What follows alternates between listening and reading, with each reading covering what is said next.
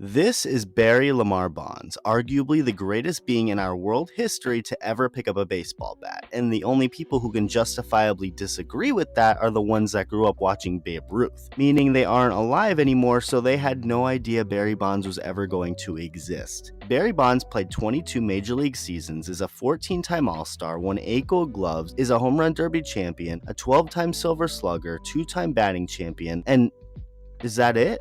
Yeah, I think that's it. No, there's more. Barry Bonds broke both the all-time and single-season record for home runs, has the most career walks in baseball history, the most career intentional walks in baseball history, won the MVP award not 1, not 2, not 3 or 4, definitely not 5. If I told you 6, would you believe me? Of course not, because that's a crazy number. Well, Bonds did win 6, and then another one to make it 7. He won the last 4 of those MVP awards in 4 consecutive seasons, with the last of them coming in 2004, a year where he hit 362, had an on-base percentage of over 600, a slugging percentage of over 800, walked 191 more times than he struck out, got almost 3 times as many intentional walks as strikeouts, and did this all in his age 39 season. Bonds had 13 straight seasons with an OPS over 1,000 at one point, won the MLB Player of the Year 3 times, and is far away baseball's best hitter ever, at least within the last many years. With all of that talent, all of those accolades and accomplishments that have since been cemented into baseball's history,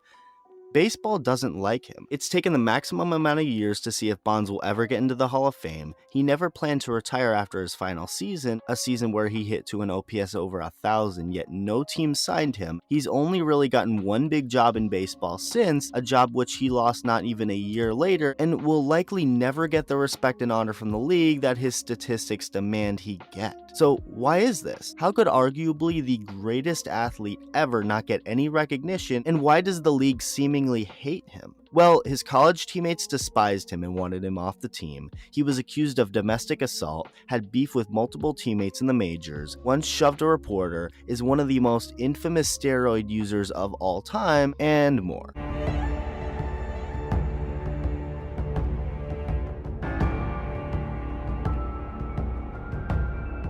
Barry Bonds was born in Riverside, California, playing multiple sports throughout his high school career before getting drafted by the San Francisco Giants in 1982, but deciding to go to college after not agreeing to a contract. Barry would go on to play baseball at Arizona State University and was easily the best player on that team, hitting .347 with 45 home runs while driving in 175 runs during his time there. He was destined for greatness, but as far as off the field, not quite. The fact of the matter was that Barry Bonds was never liked by his college teammates. After not following a team curfew while on a road trip, Barry was ordered to run with the 3 other players who also broke the team rule. Barry refused and was suspended by coach Jim Brock, who would go on to ask the team to vote on if Barry should stay on the team or not. And this wasn't just about a curfew. Barry Bonds had done a number of things, like stealing his teammate Bert Martinez's homemade food, and that certainly wasn't all. He missed a bus trip, arrived late to several practices, left early, took BP with half-hearted intensity a lot of the time, referred to himself in the third person during interviews, made excuses for his misplays, and turned in lazy efforts in the outfield that infuriated the pitching staff, with pitcher Randy Rector saying, quote, "He would never attempt to throw a guy out at home if it was going to be a close play. There'd be 15 scouts in the stands, and he didn't want them to see that he had no arm," end quote. Bonds ended up only getting 2 votes in favor of him returning to the team. And this actually shocked Jim Brock, who was expecting the opposite and for the general vote to be in Barry's favor. He ended up not kicking him off the team and ordered him to run 10 miles, which he apparently decided not to do. Soon thereafter, Brock would get a visit from Bobby Bonds, Barry's father, who'd drive his Mercedes onto the field, park in front of the dugout, and go up to Brock saying, "If you mess with my son, I'll own this school." Barry ended up getting drafted by the Pittsburgh Pirates with the 6th overall pick of the 1985 draft, making his major league debut less than a year later in May of 1986, a year where he'd finished 6th in the Rookie of the Year voting. He'd hit to an .821 OPS with 25 home runs in 1987, an .859 OPS with 24 more home runs in 1988, a .777 OPS in 1989, and then 1990 rolled around, and this was the beginning of the Barry Bonds we all know today, where he'd get accepted into his first All-Star game game, win a Gold Glove, a Silver Slugger award, and the first of his 7 MVP awards. We then get to spring training of 1991, where this clip of an argument between Barry and Pirates manager Jim Leland took place. Don't fuck with me, no. I've had enough of this fucking shit. I'm in it because I'm the fucking manager of this fucking team, that's why I'm in it. You don't want to be here, get your fucking ass. It may not look like it based off that clip, but Leland wanted Bonds on that Pirates team. After hitting to a 924 OPS and finishing second in the MVP voting while leading the Pirates to their second straight NLCS, Bonds was almost traded. In fact, it was actually a done deal. The trade was settled. Bonds would go to the Atlanta Braves for 2 players and another one to be named later, but Jim Leland opposed it and did so much to the point where the trade was canceled. That was a really clutch move by Leland because Bonds would win his second MVP award that very same year, but the Braves would get the last laugh, beating the Pirates in the NLCS for the second straight season. Let's now go across the nation to San Francisco. The Giants were coming off of a 72-90 1992 season, and the future for the Giants in the Bay Area didn't look so bright. The owner of the team at the time, Bob Lurie, had agreed to a deal with a group in St. Petersburg, Florida to move the Giants there. But the owner saved the day on this one, blocking the deal, which set up local buyer Peter McGowan to buy the team, keep them in San Fran, and make a huge offseason move before his sale was even official, signing free agent Barry Bonds to a 6-year, $43 million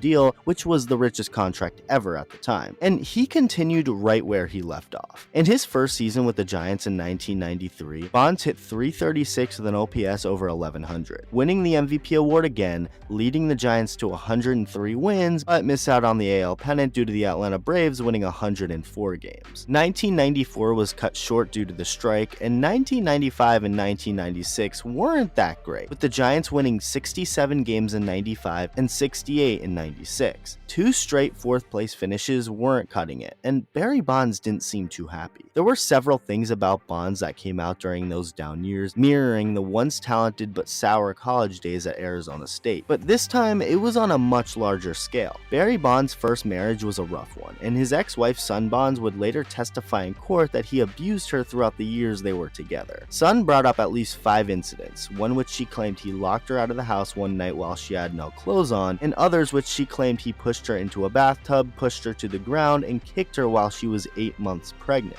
Barry Bonds wasn't just some abusive monster though, or at the very least, there was blame to be put on both sides. Bonds testified that his ex-wife kicked him in the groin during an argument and even trashed his baseball trophies. Sun made a claim that Bonds assaulted her during a visit with her mother, forcing her into a closet, but Bonds' side of the story is a little different and more detailed. According to Barry, Sun was disrespecting her mother, even going as far as to try and hit her. Barry grabbed the both of them and pulled them apart to keep them from fighting, pushed Sun to the steps, and told her to knock it off. Sun then left the house in a fit, returned the next morning, and after struggling with Barry over the keys to a rental car, slipped with him and fell into a closet. There are plenty more details on their rocky marriage that of course ended in a divorce, but the bottom line is that both parties were at fault for this problematic relationship. This wouldn't be the only one for Barry. Later on, several years later, another woman would make claims about Barry, this time saying things like, yeah.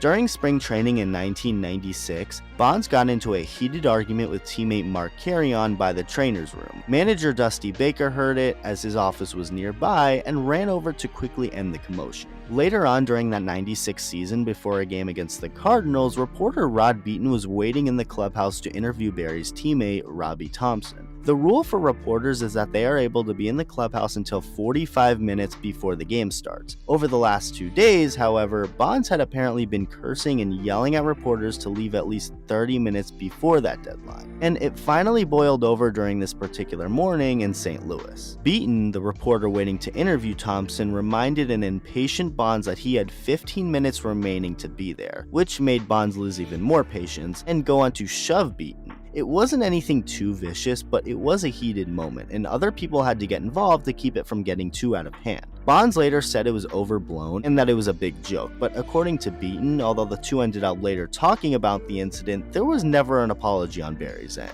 2 consecutive 4th place finishes led to some shakeups by the Giants front office. After Brian Sabean was named general manager, he made a pretty controversial move by trading the next best hitter on the Giants, Matt Williams, over to Cleveland. One of the players they'd get in return ended up being Jeff Kent, Barry Bonds' future arch frenemy. Kent and Bonds mixed like oil and water. Barry Bonds watched the Maguire-Sosa home run chase in 1998 go down, and that's when many suspect he got into the juice himself. In 2001, the famous single-season home run record was broken by Barry Bonds when he connected for 73 of them, a record that many now look at as infamous. During this time, there was controversy over Bonds, but not really because of steroids, more because of body armor/body protection. When hitting, Bonds wore this huge elbow guard that would protect him if hit. The reason why this was an issue was because it helped Bonds be an even better hitter, believe it or not. If he got hit by a pitch, it wouldn't hurt, considering it was being protected by something Batman would wear. So he had the benefit of leaning out over the plate and preventing pitchers from pitching him inside. During that home run chase and pennant chase, though, Jeff Kent definitely didn't have his teammates back. He made comments saying that he didn't care about Barry and Barry didn't care about him, and when asked about how he would feel if the Giants lost Barry in free agency, Kent brought up the Seattle Mariners, a team that ended up faring better after losing talented but problematic star Alex Rodriguez. Bonds ended up, of course, breaking the record and re-signing with the Giants for a 5-year, $90 million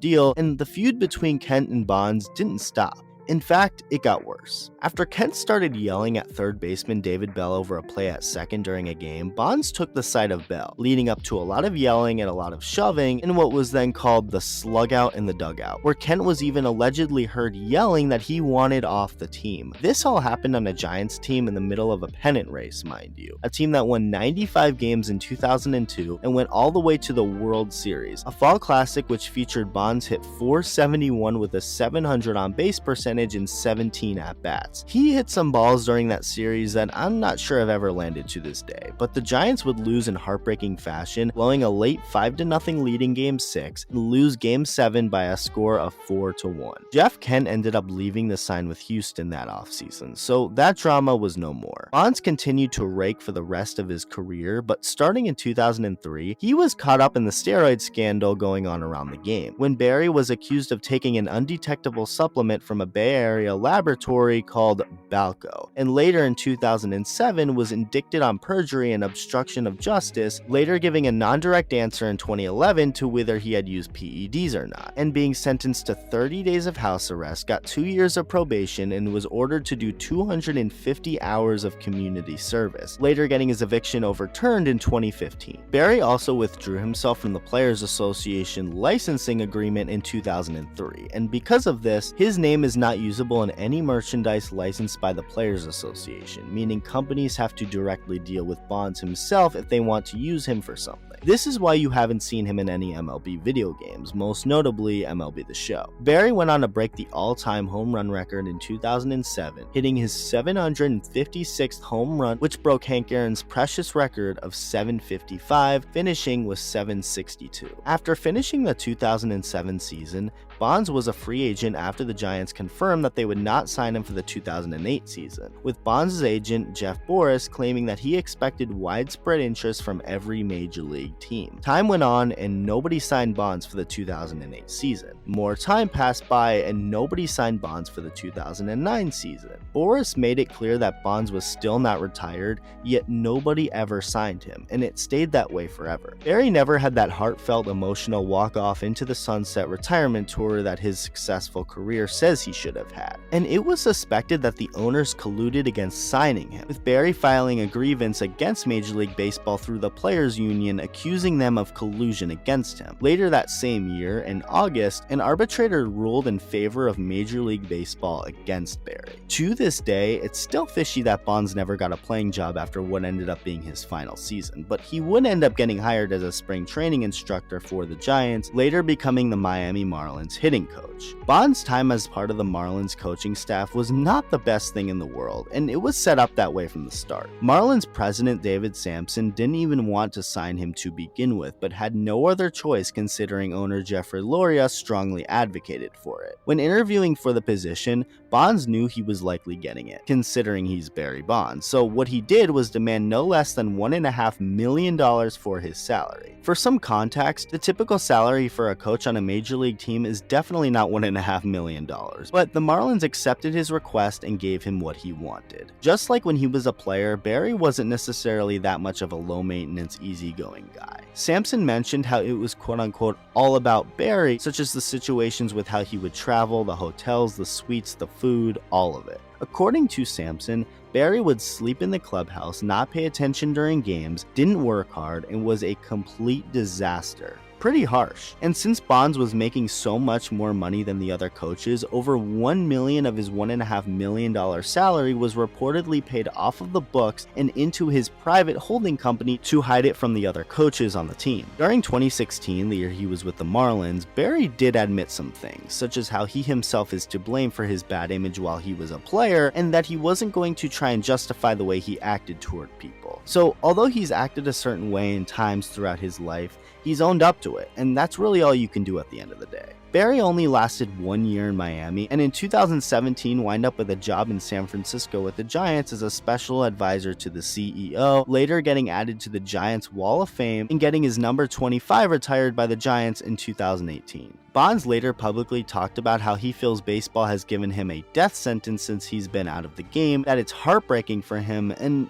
yeah, it's hard to disagree with him on that. As the days, weeks, months, and years go by, the story stays the same. There are the people who will support Barry Bonds and say he should have a place in the Hall of Fame till death, and the ones who will do the opposite. But the bottom line is this: if other steroid users are in, why isn't Barry? Several players like Ivan Pudge Rodriguez, Jeff Bagwell, Mike Piazza, Mike Schmidt, and others are all in baseball's Hall of Fame. Barry Bonds, in many ways the greatest hitter in history, isn't and may never be. That shouldn't be the case, as long as the other steroid users who are in continue to be. Nobody should be able to pick and choose who gets to be in baseball's highest honor because of personal reasons. Either all the qualified steroid users are in, or they're all out. Barry Bonds will forever be one of baseball's greatest legends, someone who has a huge and memorable legacy, but unfortunately a broken one, and one that makes him baseball's biggest anti-hero.